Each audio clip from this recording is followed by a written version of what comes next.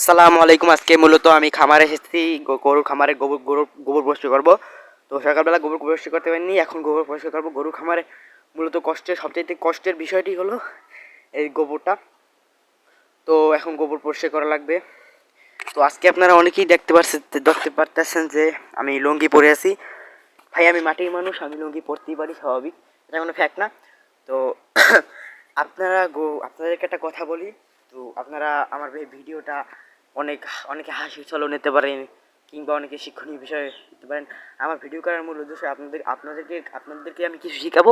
তো আপনার কাছে আমার কিছু শেখার আছে, আমার কাছে আপনার কিছু শেখার আছে। তো সেই জন্যই বলছি, গরুর খামারের গোবর খুব সকালবেলা ফালাইবেন। যদি দেরি করেন বা দুপুর বাজান বা যদি বাগান, তাহলে কিন্তু একটা সমস্যা হতে পারে। আমি এগুলো বিশ্বাস করতাম। তো আপনারা অনেকেই ভাবতে পারেন যে এগুলো আদি কথাগুলো বিশ্বাস করা উচিত, তো আমি অনেক ঘাটাঘাটি করে এটা পেয়েছি। তো এটা সত্যি কথা। তো গরু খামারের গোবর পরিষ্কার করবে, কারণ এটা আপনারা কি বলতে পারেন যে কিসের জন্য। তো এইরকম যদি গোবর দুপারে বা যদি ফেলান, তাহলে গরুর খামারে গরু যে আছে সেগুলো সব শুকিয়ে যাবে, তারপর বিভিন্ন সমস্যা হতে পারে। সেই জন্য বলছি ভাই, সাবধান করছি যে গরুর খামারের গোবর দ্রুত ফালানোর চেষ্টা করবেন। এগুলো ফালালে ভালো হয়, গরু কোনো অসুস্থ হয় না, তারপরে দিয়ে হয় না। তো মুরগিও আপডেট অনেকদিন দিতে পারতেছি না, কারণ মুরগি অনেক অসুস্থ হয়েছে গেছিলো, সেই জন্য সেরকম ভিডিও দিতে পারিনি। তো মুরগি এমন অবস্থা চলে গেছিলো যে বাঁচা অসম্ভব এককালে। সেই জন্য আমি সে সময় ওষুধ খাওয়াইছি আর কি, ঘরোয়া পদ্ধতিতে আর ওষুধ খাওয়াইছি। তো আপনাদেরকে এটা পরে দেখাবো কি কি ওষুধটা আমি খাওয়াইছি।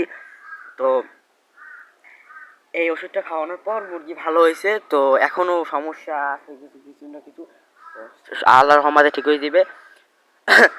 গরুর গোবর পরিষ্কার করা খুব অনেক কষ্টের একটা ব্যাপার। তো পরিষ্কার করলাম অনেক কষ্ট মষ্টে। তো এখন গরু দুপুর হচ্ছে, ঠিকই কিছু খায় নাই, গরুর এখন নাড়া দেওয়া লাগবে। তো এখন গরুর নাড়া দেবো, আসুন। এই যে নাড়া আমাদের। তো এখন নাড়া নিয়ে দেবো, অল্প দেবো, বেশি দেবো না। গরুর পানি খাওয়ানো লাগবে একটু পর।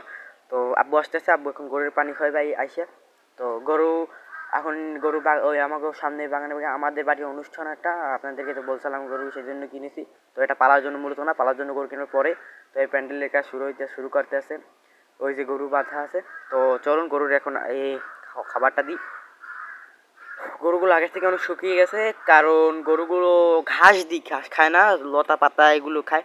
তো লাইট লতা পাতা খাওয়াইলে গরু, আপনারা অনেকেই হতে পারেন লাইট লতা পাতা গরুর সমস্যা হবে।